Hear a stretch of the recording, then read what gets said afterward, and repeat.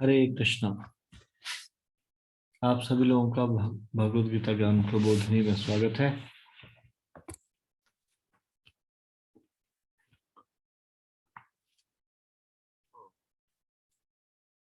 हम भगवद गीता ज्ञान प्रबोधिनी के 7वें अध्याय से चर्चा कर रहे हैं, जिसका शीर्षक है दिव्य मार्गदर्शक की पहचान।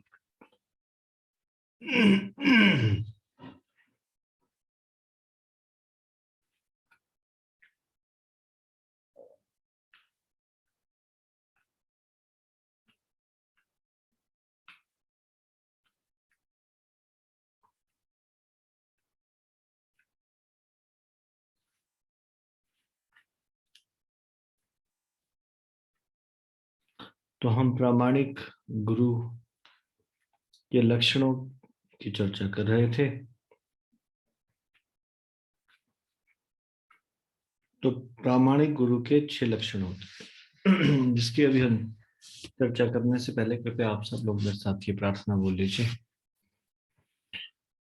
ओम अज्ञानतिमिरन्धस्य ज्ञानाञ्जनशलाकया चक्षुरुन्मिलितं येन तस्मै श्रीगुरुवे नमः। श्रीचैतन्यमनोभीष्टं स्थापितं येन भूतले स्वयं रूपा कदा मह्यं ददाति स्वपदान्तिकम्।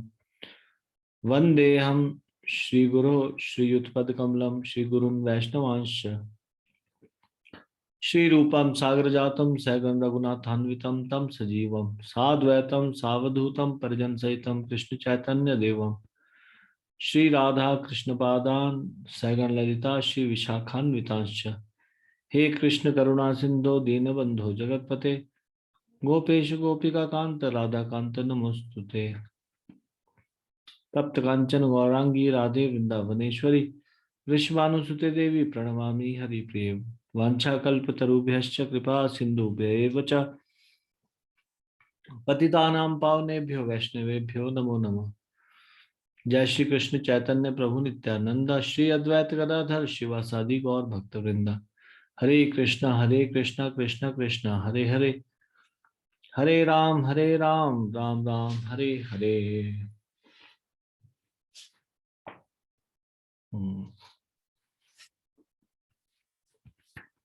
तो हमने पहले लक्षण के बारे में चर्चा की थी कल, कि प्रामाणिक गुरु वैष्णव होना चाहिए।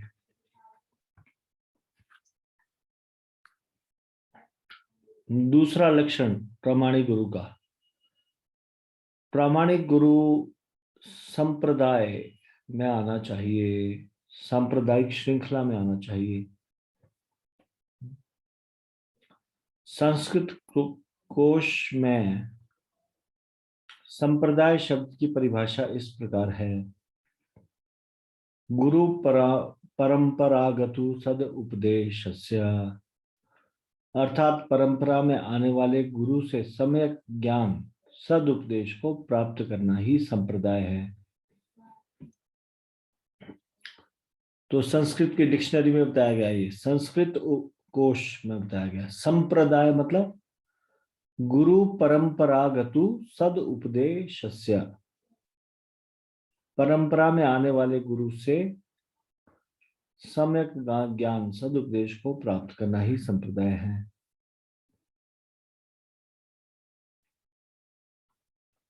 अब पद्म पुराण में यह बताया गया है कि प्रामाणिक संप्रदाय 4 है: ब्रह्म संप्रदाय, रुद्र संप्रदाय, श्री संप्रदाय और कुमार संप्रदाय। श्री कृष्ण ने सबसे पहले यह आत्मज्ञान ब्रह्मा, शिव जी, लक्ष्मी जी और 4 कुमारों को दिया। फिर उन्होंने आगे अपने शिष्यों को सम्यक रूप से प्रदान किया। आप ऐसे समझें कि ये 4 संप्रदाय 4 आध्यात्मिक विद्यालयों की तरह है। और ये 4 महाजन 4 प्रधान अध्यापकों की तरह है। जिस प्रकार भौतिक शिक्षा के लिए विद्यालय जाना पड़ता है, उसी प्रकार आध्यात्म के लिए संप्रदाय में प्रवेश करना अनिवार्य है। बहुत से चिकित्सक होते हैं, पर हम उनसे डॉक्टरी नहीं सीख सकते।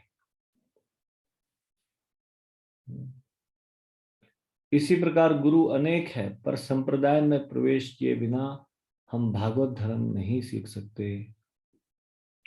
पुरंदरदास एक महान भक्त कहते हैं, बिना सांप्रदायिक गुरु के आपका जप, भागवत पढ़ना, तीर्थ जाना सब व्यर्थ है।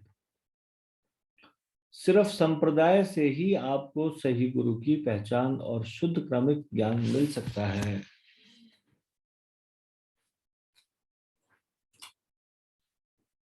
मात्र शास्त्रों के अध्ययन से ही हम आध्यात्म नहीं सीख सकते। जिस प्रकार मात्र पुस्तकों के अध्ययन से कोई वकालत नहीं सीख सकता।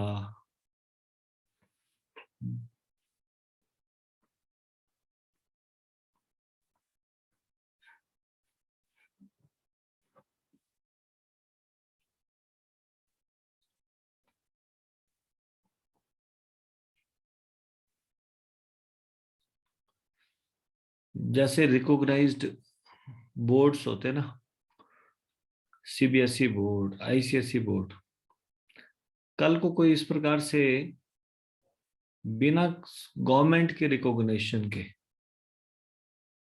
कोई एक नया बोर्ड बना दे, कोई अपने बच्चों को भेजेगा उसमें? जहां पे भी एडमिशन की बात आएगी वहां पे वो बोलेंगे कौन से स्कूल से, कौन से बोर्ड से 10th किया या मैट्रिक किया। इंजीनियरिंग भी करना होता है तो बड़ा सावधानी से सोच समझ के प्रामाणिक जो गवर्नमेंट के द्वारा रिकॉग्नाइज्ड यूनिवर्सिटी है उनके द्वारा अधिकृत उसमें ये एडमिशन लेते हैं। उसी प्रकार भगवान के द्वारा अधिकृत क्या है? ये 4 संप्रदाय हैं, ये 4 प्रणालियां हैं ज्ञान की। भगवान जी ने ब्रह्मा को ये ज्ञान दिया, भगवत ज्ञान, शिव जी को दिया, लक्ष्मी जी को दिया और 4 कुमारों को दिया। उनसे आगे जो गुरु शिष्य के द्वारा ये ज्ञान, गुरु के द्वारा शिष्य को, फिर उन शिष्य के द्वारा उनके शिष्य को, ऐसे करके जो अभी तक हमारे पास आया, ये 4 प्रमाणिक संप्रदाय हैं।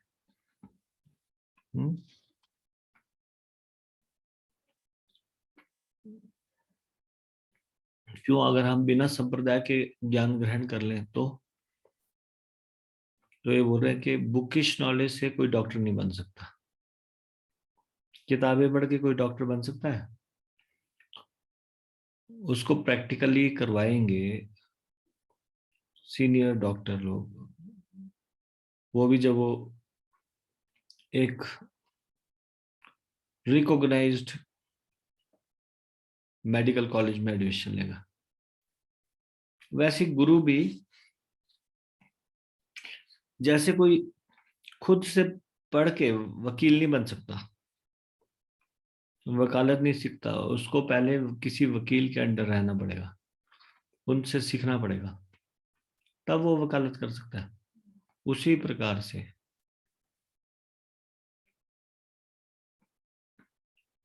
आध्यात्मिक उन्नति के लिए भी गुरु के संरक्षण में उनके आदेशों का पालन करना होगा।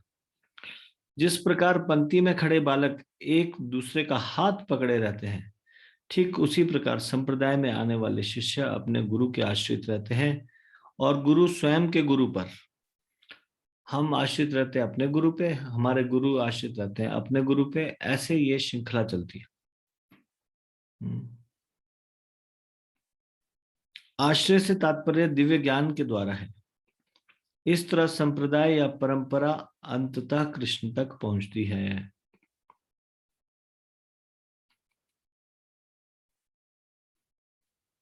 कुछ लोग समझते हैं कि संप्रदाय में आने से हम एक पल में शुद्ध बन जाएंगे। ऐसा नहीं है। हमें सब कुछ पढ़ना चाहिए, सही सिद्धांतों की संपूर्ण शिक्षा लेनी चाहिए। भगवत गीता में भगवान कहते हैं, व्यवसायत्मिका बुद्धिर एके कुरु नंदन बहुशाखा ही अंतश्च बुद्धियो व्यवसाय नाम। जिसकी बुद्धि एक गुरु में नहीं होती वे कभी भक्ति के पथ पर नहीं चल सकते, किंतु जिनकी होती है उसका लक्ष्य साफ और सुदृढ़ होता है। अश्रद्धाना पुरुषा धर्मस्यास्य परंतप अप्राप्य माम निवर्तन्ते मृत्यु संसार वर्तमनि। भगवत गीता के 90 अध्याय का 30वां श्लोक। जिनकी संप्रदाय में श्रद्धा नहीं होती और जो बहुत से पंथों में पड़े रहते हैं वे मुझे प्राप्त न करके जन्म मृत्यु के मार्ग पर आते रहते हैं। ऐसे शिष्य जो स्वयं को सिद्धांत की गहराई में नहीं जाते, जो खुद भी सिद्धांत की गहराई में नहीं जाते और दूसरों को भी नहीं जाने देते, वे धेनुकासुर की तरह होते हैं।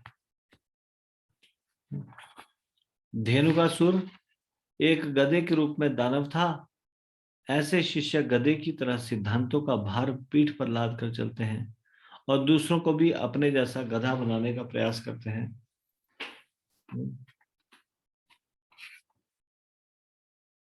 कौन लोग? जो सिद्धांतों की गहराई में नहीं जानते, गहराई में नहीं जाते। लोग कहते हैं कि श्रद्धा रखो, चाहे किसी भी गुरु में क्यों ना हो, श्रद्धा से कुछ भी हो सकता है। यही प्रश्न अर्जुन श्री कृष्ण से 17वें अध्याय में पूछते हैं। भगवान इसका उत्तर देते हुए कहते हैं कि श्रद्धा 3 प्रकार की होती है। कई बार आपने सुना है लोगों को ये कहते हैं कि बस श्रद्धा होनी चाहिए, श्रद्धा। लेकिन कैसी श्रद्धा? भगवत गीता में बता रहे हैं कि श्रद्धा भी 3 प्रकार की है। कैसी श्रद्धा रखो? 3 प्रकार की कैसी श्रद्धा होती है? सतोगुणी, तमोगुणी, रजोगुणी। सात्विक श्रद्धा, तामसिक श्रद्धा, राजसिक श्रद्धा। सात्विक श्रद्धा का मतलब है विष्णु और संप्रदाय में श्रद्धा। इसमें जीव विष्णु के पास आता है। राजसिक और तामसिक श्रद्धा अशास्त्रीय होती है, इसलिए श्री विष्णु और किसी प्रामाणिक संप्रदाय में नहीं होती। ऐसी श्रद्धा से जीव की अधोगति होती है। पहले बताया जा चुका है कि 4 संप्रदाय होते हैं। आप किसी भी संप्रदाय में जाकर दीक्षा ले सकते हैं। आजकल बहुत से पाखंडी गुरु और अब सिद्धांत आ गए हैं। ये अपने आप को संप्रदाय में कहते हैं, परंतु इनका मत वैष्णव सिद्धांतों के विरुद्ध होता है।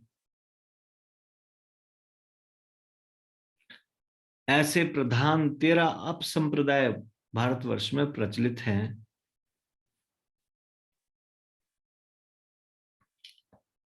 उनमें से मुख्य है, भक्ति विनोद ठाकुर ने देखा चैतन्य महाप्रभु ने जो शिक्षाएं दी वो आगे जाके कई अपसंप्रदाय उत्पन्न हो गए, जो कहते हैं कि हम ब्रह्म गौड़ीय वैष्णव संप्रदाय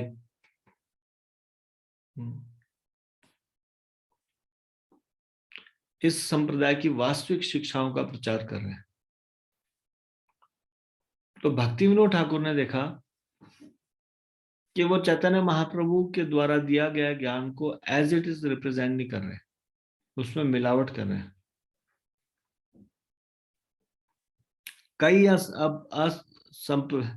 कई अपसंप्रदाय मायावाद सिद्धांत के कुछ कुछ अंश से कलुषित है।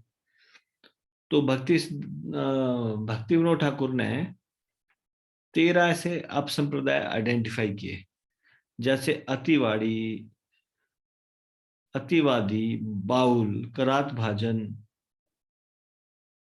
इत्यादि। अगर कोई संप्रदाय में भी दीक्षित है मगर मायावाद से कलुषित है तो वह भी असंप्रदायिक ही माना जाएगा। मायावाद मत यह है कि आत्मा ही परमात्मा है। जब आत्मा परमात्मा में लीन हो जाती है तो मोक्ष मिल जाता है। ब्रह्म सत्य जगत मिथ्या, यह इनका सिद्धांत है। जीव परमात्मा और यह जगत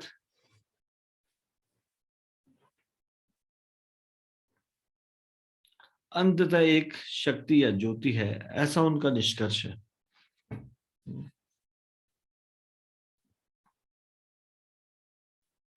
तो ये मायावादियों का मत है। ऐसे लोग भगवान के चरणों को नहीं पकड़ते मगर भगवान को लात मारते हैं। ये सब भगवत अपराधी होते हैं और नरक भी इनके लिए कम है। कैसे?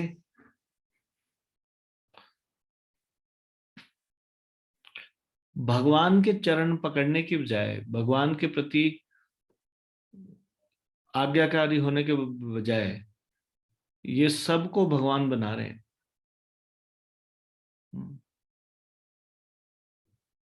खुद को भी भगवान बोल रहे हैं और जितने भी जीवात्मा है उनको भी भगवान बोल रहे हैं। तो भगवान की पोजीशन डाउन कर रहे हैं। तो ये सब भगवान के चरणों के प्रति अपराधी है। मायावाद भाष्य सुन ले होए हाइवे सर्वनाश। चैतन्य चरितामृत मध्य लीला के 6वें अध्याय के 169वें श्लोक में बताया गया है, मायावादी भाष्य सुन ले हाइवे सर्वनाश। मायावादी सिद्धांत सुनने से भक्ति का सर्वनाश हो जाता है। यही सिद्धांत तो यह है कि ब्रह्म, उपनिषदों में भगवान को ब्रह्म कहा गया है, सत्य है, और यह जगत भी सत्य है। तो उन्होंने क्या सिद्धांत बनाया? ब्रह्म सत्य जगत मिथ्या। लेकिन वास्तव में क्या है? ब्रह्म सत्य और जगत भी सत्य। भला सत्य वस्तु से असत्य कैसे उत्पन्न हो सकती है? क्योंकि यह जगत ब्रह्म से उत्पन्न हुआ है, इसलिए यह सत्य है। मगर ब्रह्म नित्य है और जगत नश्वर है। ब्रह्म नित्य है और जगत नश्वर है। मिथ्या यह जगत नहीं, हमारी सोच बुद्धि है। क्या है मिथ्या? जगत मिथ्या नहीं है, हमारी बुद्धि मिथ्या है जो इस जगत से जुड़ी हुई है। इस जगत में भोग करने का विचार ही मिथ्या है।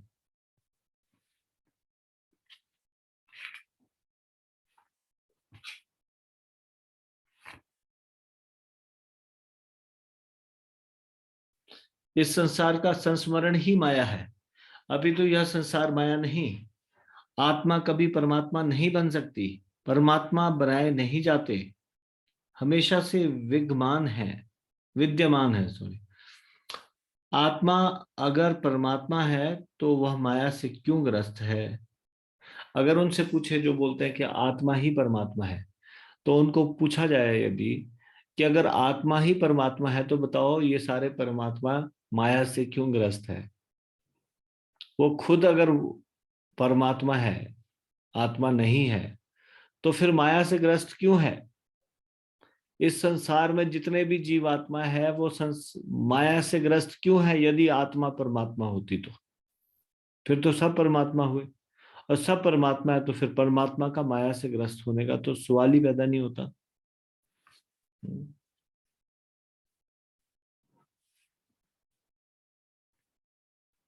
जीव सदा परमात्मा से अलग रहता है और उनका दास है। वह परमात्मा में कभी भी लीन नहीं होता। भगवान श्री कृष्ण गीता के 15वें अध्याय के 16वें और 17वें श्लोक में इसकी व्याख्या करते हैं। भगवान कहते हैं, मैं पुरुषोत्तम हूं, मोक्षगामी जीव और बद्ध जीव दोनों मेरे दास हैं। वेदों में 4 महावाक्य हैं। तत्त्वमसि, अयम आत्म ब्रह्म, अहम ब्रह्म अस्मि, और प्रज्ञा नाम ब्रह्म। यह सब इस बात का निरूपण करते हैं कि हम ब्रह्म भगवान के समान है मगर ब्रह्म नहीं है। तत्त्वम असि, अहम ब्रह्म अस्मि। इस ये चारों जो सूत्र दिए गए हैं, इन सब की गलत व्याख्या करते हैं मायावादी। हम गुणों से ब्रह्म जैसे हैं, लेकिन ब्रह्म भगवान के समान नहीं है।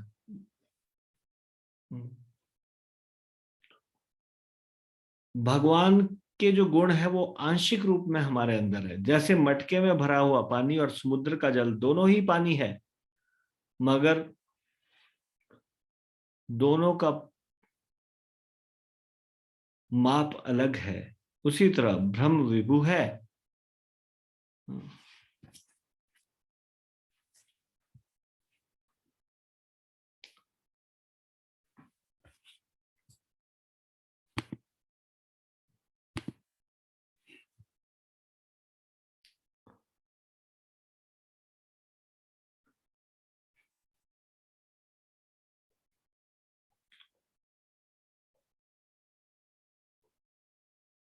उसी तरह ब्रह्म विभु है, जीव अणु है। ब्रह्म नियंता है, जीव नियम्य है। ब्रह्म भोक्ता है, तो जीव भोक्तृत्व। ब्रह्म स्वामी है, जीव दास है। भगवत गीता के 14वें अध्याय के 27वें श्लोक में कहा गया, ब्रह्मणो ही प्रतिष्ठा हम, मैं ब्रह्म का आधार हूं। ब्रह्म मेरी अंग कांति है। ब्राह्मणों ही प्रतिष्ठा हम मतलब ये जो ब्रह्म है, ब्रह्म का आधार मैं हूं। ब्रह्म क्या है? मेरी अंग कांति है। ईशोपनिषद का मंत्र 15, हिरण्मयेन पात्रेण सत्यस्यापि हितं मुखम तत्त्वं पूषण पावृणु सत्य धर्मा धमार्य दृष्टये। सत्य धर्माय दृष्टये। हे भगवान श्री कृष्ण, कृपा करके अपने मुख से यह तेजोमयी कांति हटा दीजिए कि जिससे मैं आपका दर्शन कर सकूं। किंतु यह सब जानते हुए भी मायावादी गलत अर्थ निकालते हैं और कहते हैं कि मैं ही वो ब्रह्म हूं। उपनिषदों में जहां ऐसे वाक्य है जो ब्रह्म से समानता दिखाते हैं, तो ऐसे भी हैं जो जीव को अलग बताते हैं। जीव और परमात्मा में स्पष्ट पृथकता दिखाने वाले वाक्य हैं। समाने वृक्षे पुरुषो, समाने वृक्षे पुरुषो निमग्नो अनिश्या शोचति मुह्यमानः जुष्टं यदा पश्यति अन्यमीशम् अस्य महिमान्नमिति वितरो शोकः। मुंडक उपनिषद 3.1.2।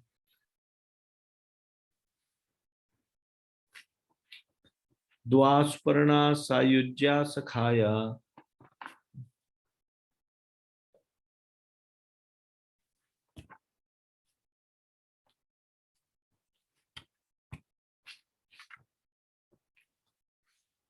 तो इस तरह से ये जो मायावादी सिद्धांत है, आ, मायावादी सिद्धांत, ये जो मायावादी है वो कभी भी गुरु बनने के लायक नहीं है। वो भगवान के चरणों में अपराधी है। हम दूसरे लक्षण के बारे में बात कर रहे हैं। प्रामाणिक गुरु का दूसरा लक्षण क्या है? कि गुरु संप्रदाय में होना चाहिए।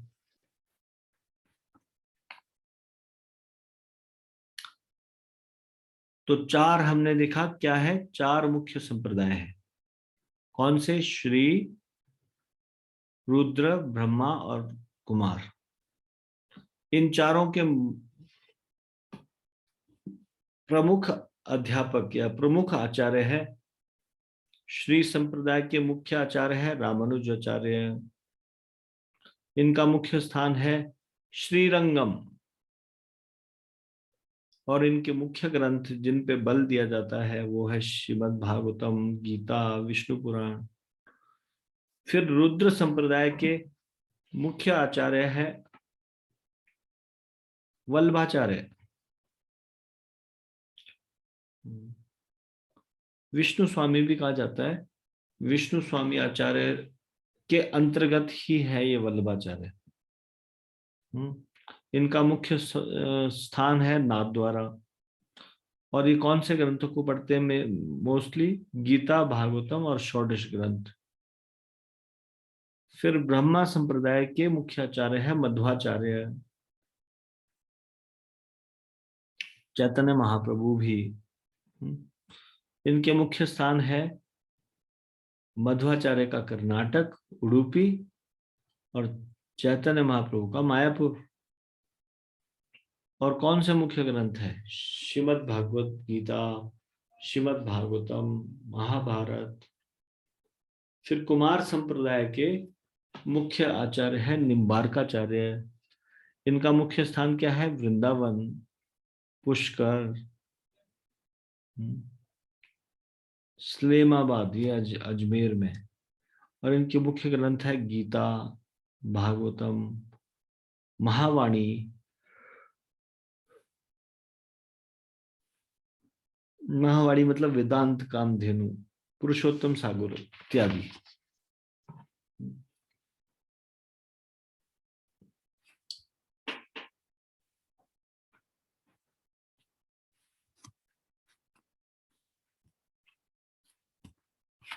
तो जो अपर संप्रदाय है उनमें से मुख्यतः ये मायावादी सिद्धांत वाले हैं एक तो, दूसरे हैं सहजिया।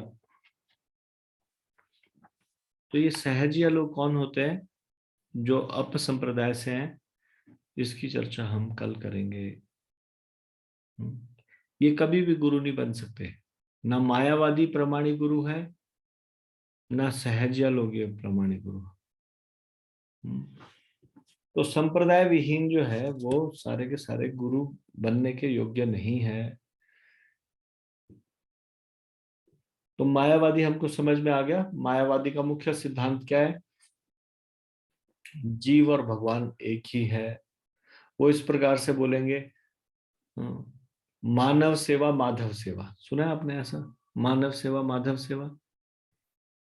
कभी जीव भगवान के समान हो ही नहीं सकता। मानव सेवा माधव सेवा के समान हो ही नहीं सकती। भगवान अलग है, जीव अलग है।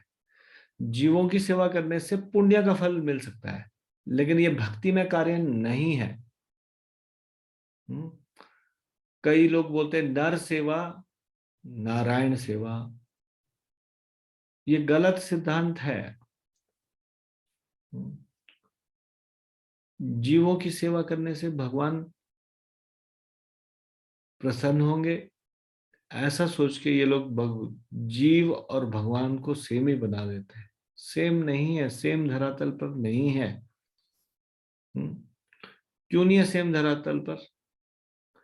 भगवत गीता में कृष्ण भगवान कहते हैं, दूसरे अध्याय के 13वें श्लोक, न त्वेवाहम जातुनासम न त्वम नेमे जनाधिपा न चैव न भविष्यामः सर्वे वयमतः परम।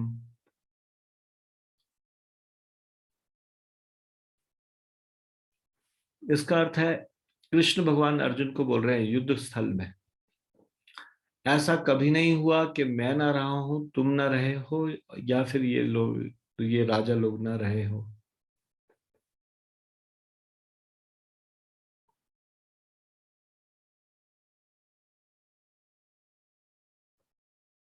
और भविष्य में भी कभी ऐसा नहीं होगा कि हम में से कोई ना रहे। यानी कि शरीर नाश हो जाएगा, लेकिन हम सदा से थे, सदा रहेंगे।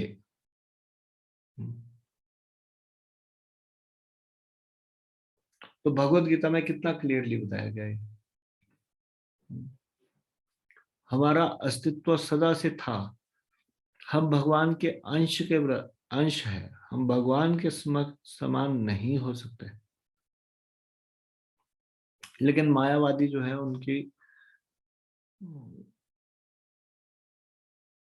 अंडरस्टैंडिंग अलग अलग है, भगवान के प्रति अपराधी है। तो हम इसको अभी यहीं पे विराम देंगे।